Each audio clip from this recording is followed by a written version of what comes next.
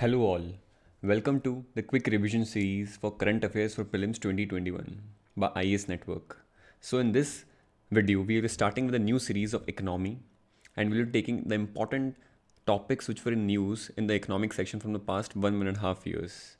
And this series, the first video of economy will be taken from money and banking section. So we'll see what are the important news items which were there in the money and banking sector and what all can be asked for prelims 2021. So let's start.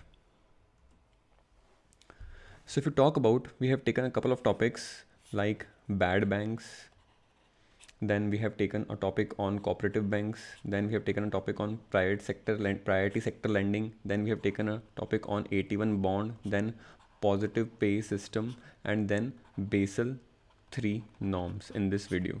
So we'll be covering all of them from prelims perspective and we'll see what are important highlights of these topics which were in news. So the first is bad bank. Now, if you talk about the concept and idea of bad bank, the concept basically is that bad banks are also called as asset reconstruction company, or they can also be termed as asset management company. One on the same thing. So how these particular bad banks will be working as, so these asset reconstruction companies or bad banks will be working in the way that whatever be the NPAs or bad loans or other illiquid holdings which are being there with the financial institutions. Let's suppose this is SBI, this is Kotak Mahindra Bank, this is HDFC Bank. Now whatever there will be the non-performing assets or bad loans which are there with these financial entities, what they will be doing is these all bank or financial entities will be selling their bad loans, NPAs or other illiquid holdings to these asset reconstruction companies, also called as bad bank. Okay? And this transaction will be at the market price, looking at the balance sheet of these banks as well as the recoverable amount which can be recovered from these bad loans. This particular asset reconstruction company will be looking into the balance sheet of those particular loans and then they will be coming up to a price, okay, which is much or less similar to the market price prevailing of those particular bad loans, and then they will be buying those particular bad loans. ठीक है, तो ये चीज़ हो गई. अब ये concept आया कहाँ से? ठीक है, so recently in the month of May, ठीक है, in the month of May, ठीक है, तो what happened was Indian banks association, ठीक है, what happened was Indian banks association submitted a proposal, they submitted a proposal, ठीक है, to finance ministry and to RBI regarding setting up of asset reconstruction company or bad bank. Also, this was being reiterated in the budgetary speech of Nirmala Sitharaman, our finance minister. Also, 2 years back, 2 years ago, ठीक है, PNB chairman was made a head of committee under the chairmanship of PNB chairman Sunil Mehta, and this particular committee also propounded the idea of asset reconstruction companies. ठीक है, तो आ सकता है कि the Sunil Mehta committee was for asset management companies or asset recreation companies. ठीक है, and what they gave the name to this asset management or reconstruction company as Sashakt India Asset Management Company, which will be taking the care of these bad loans. अब होता क्या है कि ये bad loans और bad banks जो हैं, they now will be run by professionals. ठीक है, professionals who are having all the required skills and talent to recover the bad loans. ठीक है, they have all the use of technologies, they have all the specifications while dealing with these bad loans. So this is a team of professionals who will be running this asset reconstruction company. ठीक है, and what is the issue with these banks is कि they don't have the professional know-how and technical know-how in resolving these bad loans.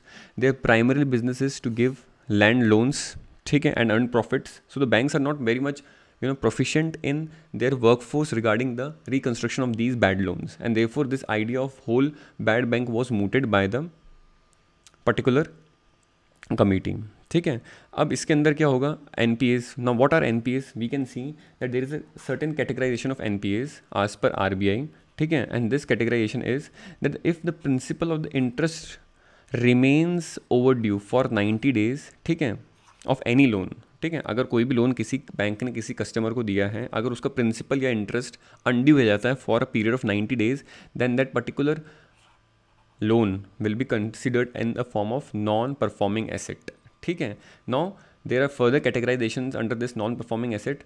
Now if that particular asset remains an NPA for 12 months, now that is for 12 months there is no principal or interest being repaid, ठीक है, then this particular asset will be termed as substandard asset. ठीक है, and if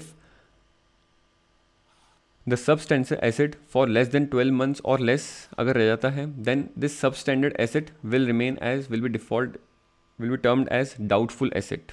ठीक है, and the next stage of this doubtful asset will be a loss asset in case the loss identified by the bank or RBI that loan will not be completely written off.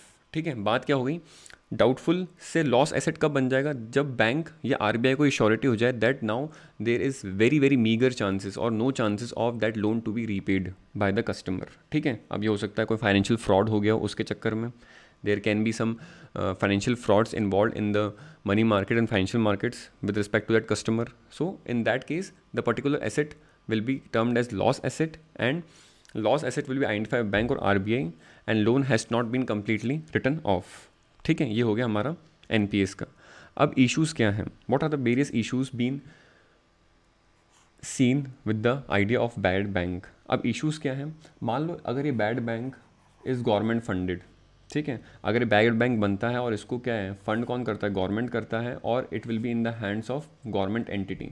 So what various specialists are saying that it will do what, it will do nothing but it will shift loans from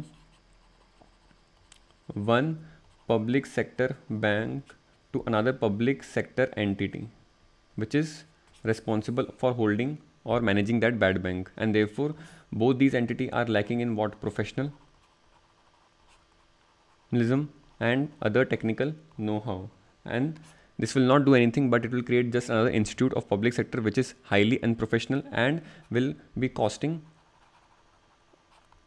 a burden on taxpayers money.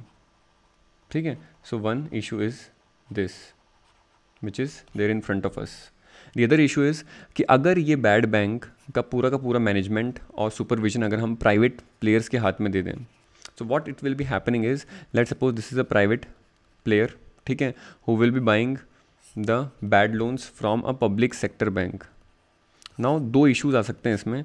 First issue will be कि a public sector bank will be reluctant, उसको डर लगेगा, public sector bank को डर लगेगा कि कहीं ये पर्टिकुलर आदमी जो कि प्राइवेट प्लेयर हैं इज टेकिंग और buying my bad loan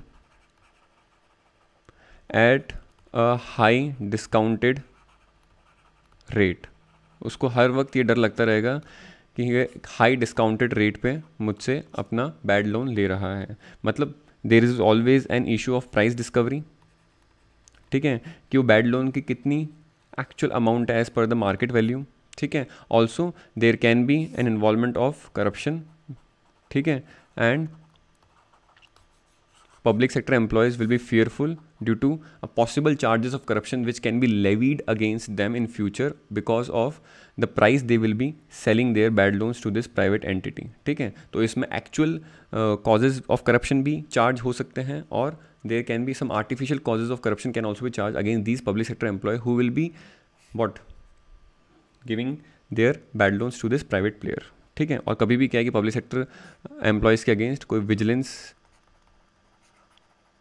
committee को बिठाया जा सकता है for looking into the matter of this selling of bad loans at a corrupted price. ठीक है, थर्ड जो इशू बताया जा रहा है कि now there is always we have the role of IBC. We have already come up with a very comprehensive framework on insolvency and bankruptcy code 2016. ठीक है, and it has been seen that after 2016 there are less number of bad loans which are been emerging. Also at the same time there is good recovery in terms of bad loans due to this framework of IBC, ठीक है. इनमें consortium बनता है सारे banks का which are then being selling them to the asset reconstruction company, ठीक है. तो ये एक ऑलरेडी फ्रेमवर्क हमारे पास है, तो इसको वापस बनाने से क्या फ़ायदा है. तो these are issues against the formation of bad banks. So this is all about bad bank and their framework, ठीक है. अब जो सेकंड टॉपिक हम ले रहे हैं, that second topic is cooperative banks. अब कोऑपरेटिव बैंक्स का इशू क्यों इंपॉर्टेंट है, why it was in news, because around 1482 urban cooperative banks and 58 multi-state cooperative banks will now be coming under the supervisory power of RBI. earlier क्या status था, earlier they were partly regulated by RBI, but now these urban cooperative banks, remember this is urban cooperative banks and not rural cooperative banks. Rural cooperative banks are still under not the ambit of the supervisory power of RBI. अब cooperative banks का concept क्या है? Now cooperative banks are based on the concept of cooperative credit societies, ठीक है. अब example की बात लें, अगर I want to buy a notebook, if I will go individually to the shop, ठीक है, the shopkeeper will give me this particular notebook at a price say 30 rupees. But now if I can take the requirement of all the people living in my society or community and I will buy now 20 registers or notebook from this particular shop, he will sell me now at the rate of 25 rupees, ठीक है. So this is how I will be forming a cooperative to manage the price and for the benefit of the community. Similarly, on the same concept, this cooperative banks are being based, that is on the concept of cooperative credit societies, in which members of a community, ठीक है, members of a community come together to extend loans to each other, ठीक है, to each other at favorable terms, and these credit society are being partly regulated by RBI until now, but now these urban cooperative banks are now under the supervisory powers. So statement can come that urban cooperative banks are now the the RBI's supervisory power, and that is correct.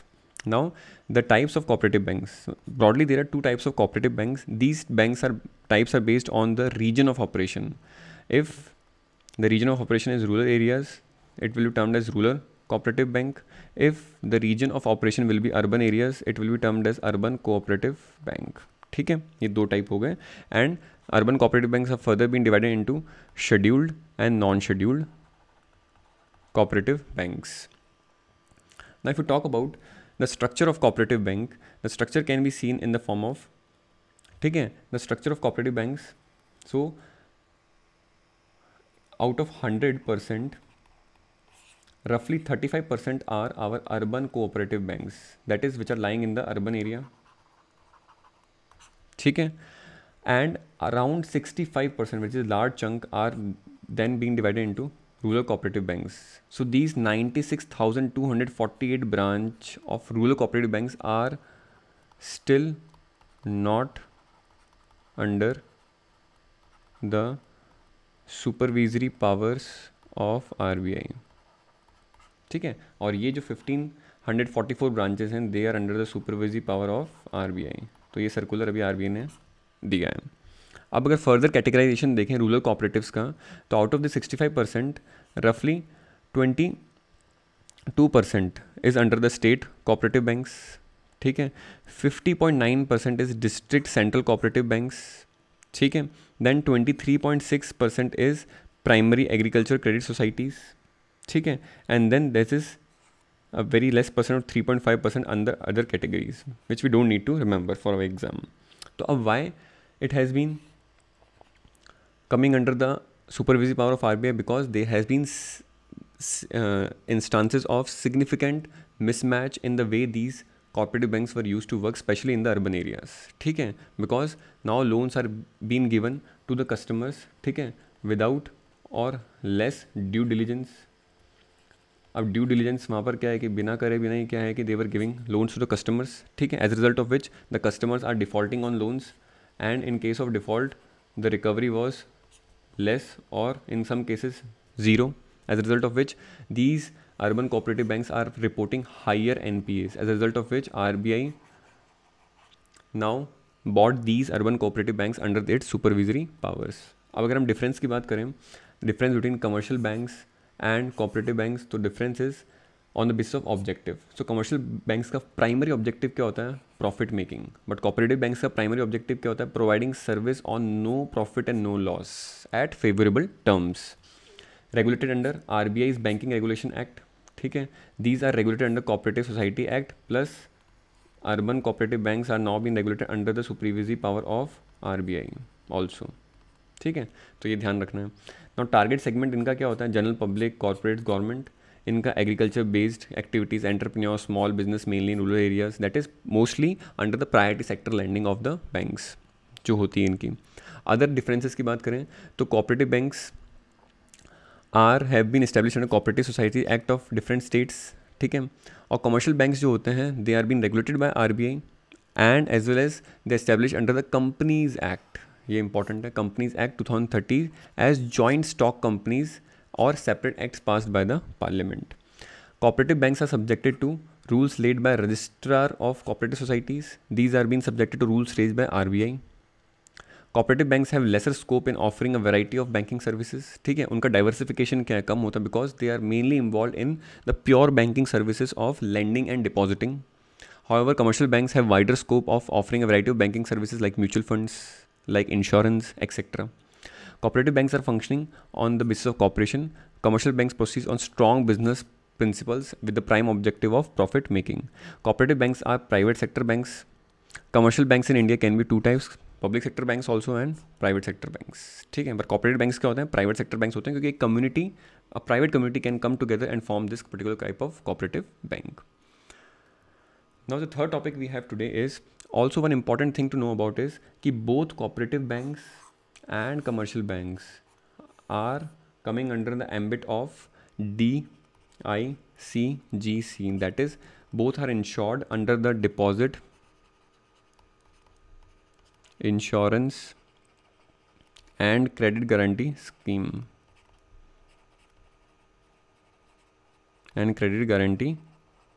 Scheme that is अगर कोई भी default होता है, B it in commercial bank और be it in cooperative bank, then the bank on then the particular this organisation, ठीक है, DICGC will be what ensuring a particular amount of deposit, ठीक है, and will be giving it to the customers. ठीक है, तो ये limit क्या है हमारे पास? अभी 1 लाख रुपीज़ है. ठीक है, which has recently been revised to 5 lakh rupees. ठीक है, तो अगर मान लो बैंक डिफ़ॉल्ट कर जाता है, then this particular organization will be giving the amount of deposit. अगर किसी का मान लो 10 लाख रुपए था इस बैंक में, ठीक है, so out of 10 lakh he will be getting 5 lakh. ठीक है, किसी का 1 लाख है तो उसको 1 लाख मिल जाएगा. ठीक है, so this both banks are covered under this insurance scheme of government of India. Now third aspect is this priority sector lending. ठीक है, प्रायोरिटी सेक्टर लैंडिंग क्यों इंपॉर्टेंट था न्यूज़ में हम देखते हैं, because recently RBI brought startups under the ambit of priority sector lending. ठीक है, अब इससे बेनिफिट क्या होगा? Now the benefit will be that more than thousands of small startups will be able to raise funds from banks. ठीक है, based on their entrepreneurial idea they will be pitching towards the bank. जो भी वो idea बताएंगे bank को and bank find satisfactory, then they can issue loans to these startups under the priority sector lending mechanism. अब होता क्या है? Priority sector lending mechanism है क्या? तो according to RBI has given role to banks, ठीक है, of priority sector lending, under which what the banks are doing to provide a specified portion of bank lending to specific sectors. और specific sector की जो list है that has been given by RBI, और उस RBI की specific sectors की जो list है उसमें startups have been involved. ठीक है, अब देखते हैं, suppose ये बैंक है and this bank lends around 100 rupees for particular year. तो इस 100 रुपीज़ में एक स्पेसिफिक पोर्शन होगा which should be given to this priority sector lending list. ठीक है, स्पेसिफिकली. अब देखते हैं which all banks are covered under private sector lending. ठीक है, so domestic scheduled commercial banks, cooperative banks, foreign banks, ठीक है, इनको अपना 40% जो है ठीक है, of adjusted net bank credit should be given under priority sector lending. Then small finance bank, regional rural banks को 75% of adjusted net bank credit जो भी लैंडिंग करते हैं उसका 75% देना पड़ेगा, इनको 40% देना पड़ेगा। Then it should be remembered that payment banks, ठीक है, like Paytm, like Airtel payment bank, do not have any priority sector lending targets. इनके पास कोई ऐसा टारगेट नहीं है, they have been excluded from this particular regulation. अब priority sector lending की जो लिस्ट की बात कर रहा था, ठीक है, उसके अंदर following categories are involve, that is agriculture, MSME, export credit, education, housing. अगर कोई भी बैंक, ठीक है, लेट सपोज 20 रुपीज़ एजुकेशन पे देता है under its various loans to different customers, so that 20 rupees will be counted under priority sector lending mechanism. Then social infrastructure, ठीक है, like schools, colleges, NGOs. Then renewable energy, other scheduled castes and scheduled tribes, persons with disability अगर इनको देता है तो. Then bank credit to microfinance institutions, extending on lending to individuals, also to members of self-help groups is eligible for categorization as priority sector advance. Plus इसमें latest entrant है वो कौन सा है, startups, ठीक है. So this needs to be remembered. ये सब statements के फॉर्म में आ सकते हैं. अब अगर क्या होता है, मान लो what happens when a bank fails to meet its priority sector lending norms, ठीक है. अगर मान लो एक बैंक फेल हो जाता है, तो let suppose this is a bank, ठीक है, जिसको मान लो 40% और 75% target of priority sector landing achieve करना था, मगर वो डेफिसिट हो जाता है या फिर फेल हो जाता है. तो what it will do is this particular bank need to invest, ठीक है, in rural infrastructure development fund which establish under NABARD,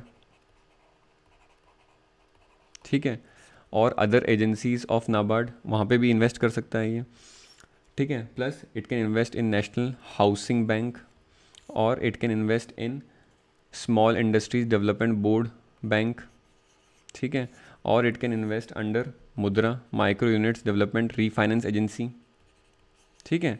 so these are all been given by RBI और डिसाइड बाय आरबीआई. अब जब ये जो बैंक जो कि deficit है प्रायोरिटी सेक्टर लैंडिंग के टारगेट्स के अंदर 40% for commercial bank and regional rural banks के लिए 75% जो डेफिसिट है, अगर ये बैंक जब इनमें इन्वेस्ट करेगा तो what will be happening is these will issue what is called as priority sector lending certificates, ठीक है. And these certificates will be given to the bank and the bank can show this to RBI to show that they have achieved their target. I hope it is clear. ठीक है. और ये जो particular priority sector lending certificates हैं, these are tradable.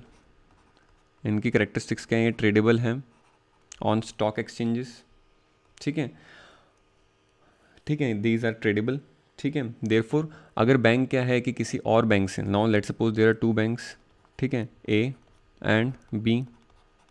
अब मान लो bank B का due to its more branches in rural areas या फिर बैकवर्ड एरियाज़, तो अगर वहाँ पर इसका बहुत सारा प्रायोरिटी सेक्टर लैंडिंग इसने कर रखा है, तो it is under surplus of priority sector lending target and it is under deficit. This bank is under deficit, ठीक है. तो what this bank can do, this bank can sell public sector lending certificate to this bank to achieve its target to be shown to the RBI, ठीक है. और इनके बीच में जो ये पब्लिक सेक्टर लैंडिंग सर्टिफिकेट्स को बाय करने का रेट ऑफ इंटरेस्ट होगा, this rate of interest will be decided by RBI, ठीक है. It is very much clear. Now fourth point की बात करते हैं, that is positive pay system. अब पॉजिटिव पे सिस्टम की बात करें, so this was in news because on January 1, 2021 the RBI will introduce the positive pay system for check transactions above rupees 50,000 in a bid to enhance safety and eliminate frauds, ठीक है. So ICICI Bank was doing it before also, ठीक है. अब इसमें होता क्या है, ठीक है. Now what is happening is कि suppose this is a issuer of check, let's suppose I am issuing a check to some person, ठीक है. So what I will be doing is I will be submitting certain minimum details, details with respect to the cheque I am issuing, ठीक है, may be via SMS और on bank's app etcetera. उसमें मैं क्या क्या details डालूंगा, I will be giving the amount, कितना amount मैंने भरा है, ठीक है, obviously it needs to be more than 50,000। Then I will be filling another detail that is beneficiary name, किसके नाम के लिए मैं दे रहा हूँ, ठीक है। और ये सब जो डिटेल्स हैं, ठीक है, what I will be texting them with the help of SMS और I will be filling them in the bank's app, ठीक है। And when that particular person to whom I had issued that check will be going to the bank branch, ठीक है, for encashing that particular check, the bank will be cross checking it, the bank will be cross checking it from check truncation system, ठीक है, from check truncation system से उसको check कर लेंगे। और ये चेक ट्रंकेशन सिस्टम जो है it will be managed and operated by NPCIL, that is national payment corporation of India limited, ठीक है। वो क्या करेगा, सब बैंक ब्रांचेस के अंदर, सबकी बैंक वेबसाइट्स के अंदर और सब बैंक ऐप्स के अंदर it will embed this cheque truncation system, उससे क्रॉस चेक कर लेगा। अब मान लो जो डिटेल मैंने SMS के थ्रू दी हैं और इस पर्सन ने क्या किया, मैंने यहाँ पर मान लो भरा था, मैंने यहाँ पर भरा 1 लाख, ठीक है, आई हैव फिल्ड यहाँ पर 1 लाख विद सम 5 zeros। अब यहाँ पर क्या है कि इस पर्सन ने वहाँ पर एक एक्स्ट्रा जीरो लगा दिया, तो what it will do, this truncation cheque system will be raising a red flag, ठीक है, and at that point the transaction will be postponed and then successive redressal steps will be taken to resolve the issue or to check the fraud, ठीक है। तो this is positive pay system, means this is a positive approach in paying the money with the help of checks, ठीक है। अब इसमें क्या है कि till now this is till now this system is at the discretion of the account holder, but banks can make it mandatory or compulsory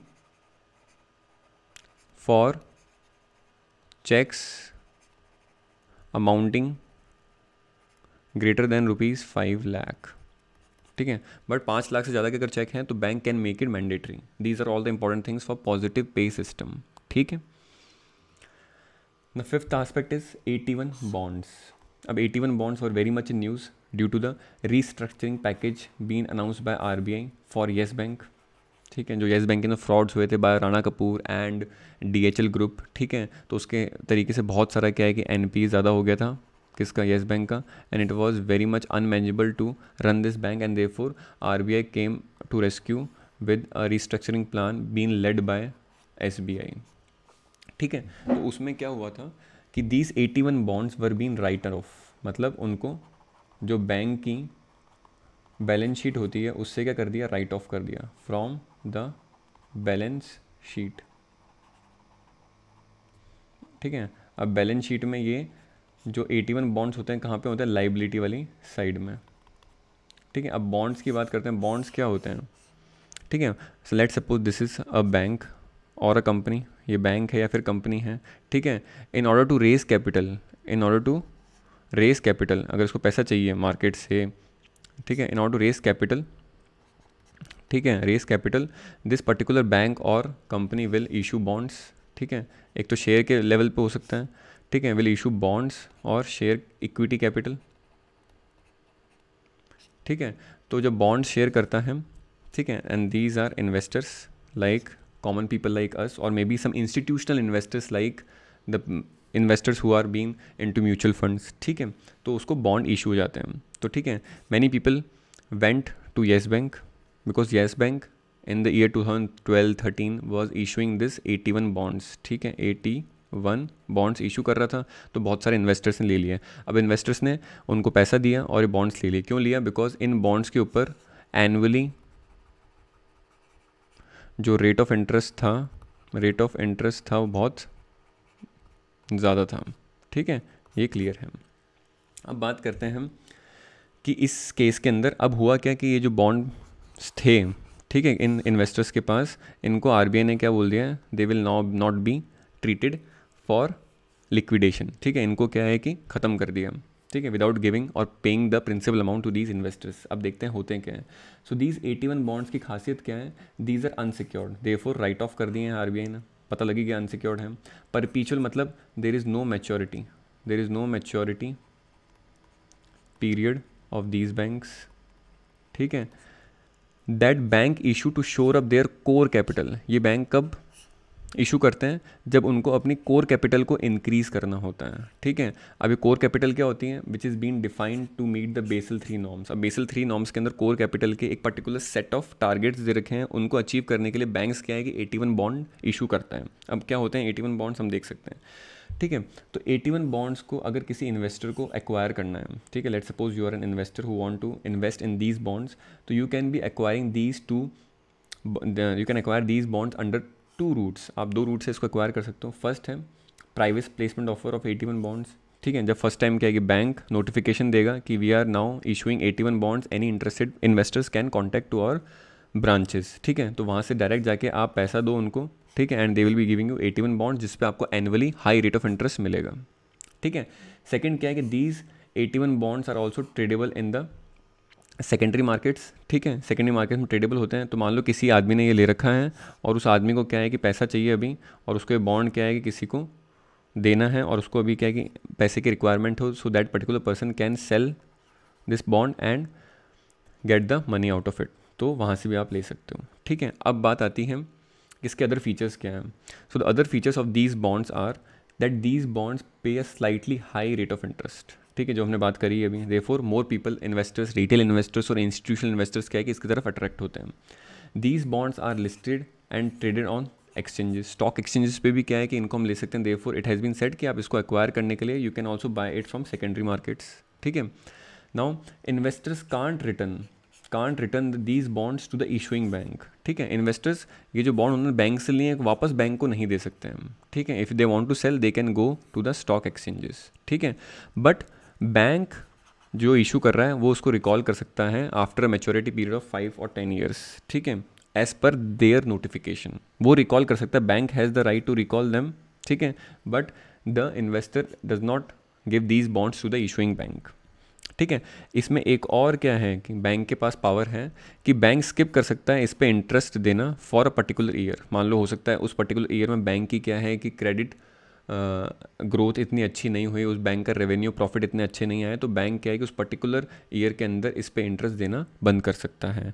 और it can even reduce the bonds face value. मान लो 5 रुपये की face value का था तो उसको हम 2.5 का कर सकते हैं। 10 रुपीज़ की फेस वैल्यू का था तो बैंक 5 उसको कर सकता है। These are the powers of it, ठीक है। फिर भी लोग क्यों खरीदते हैं, because it has slightly high rate of interest as compared to other areas और assets of investing like FD, like savings rate, ठीक है, लाइक अदर आस्पेक्ट्स। तो इस पे लोग क्या है कि इसको बाय कर लेते हैं। These 81 bonds are been regulated by RBI and RBI has a full power to write them off. Write them off का मतलब उनको खारिज किया जा सकता है if RBI feels that the bank need a rescue plan because of twin balance sheet problem, which in other words is also called as high NPAs with the banks, and banks financial or capital adequacy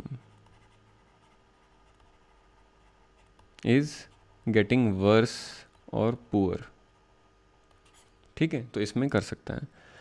अब Basel 3 norms क्या हैं जो 81 bonds के अंदर हमने देखे। तो Basel norms की अगर हम बात करें तो these Basel norms are nothing but these are international regulatory accords been sign by different countries which introduce. ये क्या देता है हमें, set of reforms design to improve the regulation, supervision and risk management within the banking sector, ठीक है। Banking sector के अंदर post financial crisis 2008 के अंदर पर्टिकुलर कंट्रीज़ ने इंटरनेशनल लेवल पे आके एक सेट ऑफ रिफॉर्म्स बनाए, ठीक है, which are been important regarding the regulation, supervision and risk management of the banking system, because हमने देखा था after 2008 financial crisis, various insurance companies and bank companies were filing bankruptcy on that particular night. ठीक है, तो इतना ज़्यादा जो vulnerability थी, वॉलेटिलिटी थी, उसको हटाने के लिए these Basel norms were introduced. ठीक है, now under these Basel 3 norms bank को क्या है, बैंक वर आज आस्क्ड टू मेंटेन, बैंक को पर्टिकुलर स्ट्रिक्ट सेंस में मेंटेन करना होता है a certain minimum level of capital with them, that is whatever the money they are getting from the depositors D1 D2, जैसे हमने deposit किया 5 लाख रुपए, किसी और ने डिपॉजिट किया 30,000, तो जो भी यहाँ पर कॉर्पस आया, ठीक है, तो bank does not lend all the money they receive from deposits, they need to maintain what, a certain minimum level of capital. अब इस certain minimum level of capital को क्या है, रेगुलेटरी कैपिटल के फॉर्म में बेसल 3 नॉर्म्स इस form में divide करता है। ठीक है, डिवाइडेड इनटू 2 एस्पेक्ट्स। ठीक है, तो ये कैपिटल होती है जो है रेगुलेटरी कैपिटल, जो बैंक को मिनिमम रखनी ही पड़ती हैं। The Basel norms divide them into tier 1 capital and tier 2 capital. अब tier 1 capital is subdivided into common equity tier 1। ठीक है, ये पर्टिकुलर जो क्लासिफिकेशन है it is very very important. ठीक है, क्योंकि हमें यहाँ से पता लगेगा कि 81 बॉन्ड्स किस में आते हैं। तो पर्टिकुलर जो रेगुलेटरी कैपिटल बैंक्स को स्ट्रिक्टली मेंटेन करनी होती है अपने पास में, उसको 2 में डिवाइड करते हैं, that is tier 1 and tier 2। और tier 1 is further divided into 2 parts, that is common equity tier 1 and additional tier 1 capital.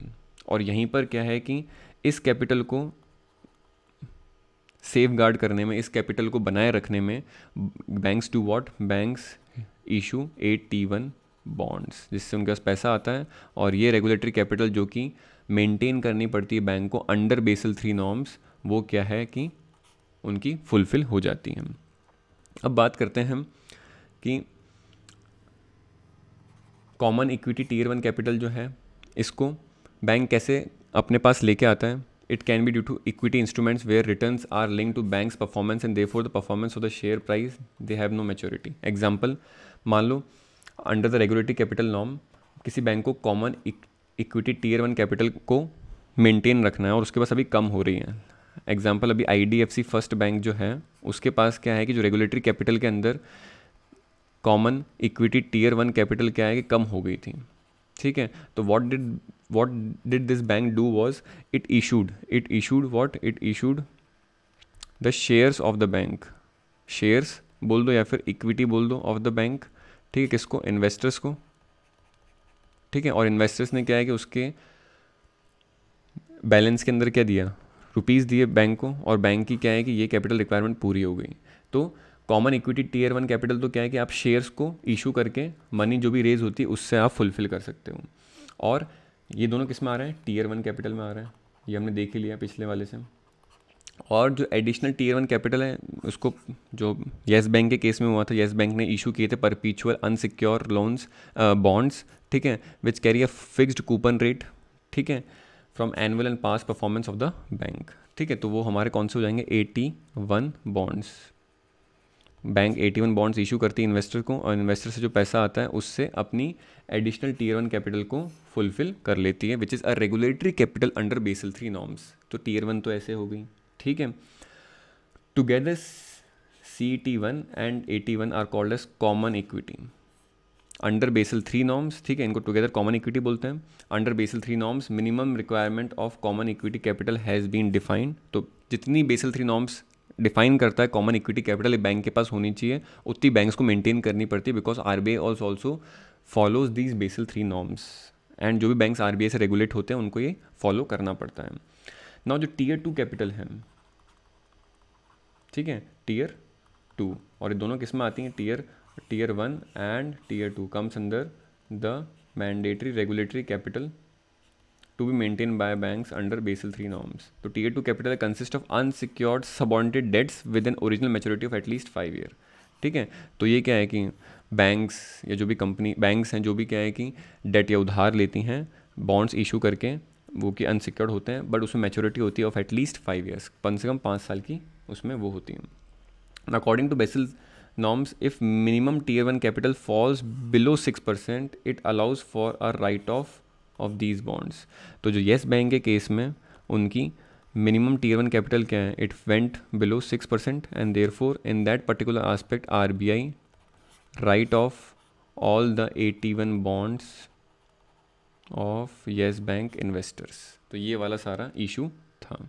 So this was our first video in the economic section, ठीक है, which was banking and money market. We have covered important aspects of money and banking. We'll be taking some more topics from money and banking portion in the next video in the economic section only.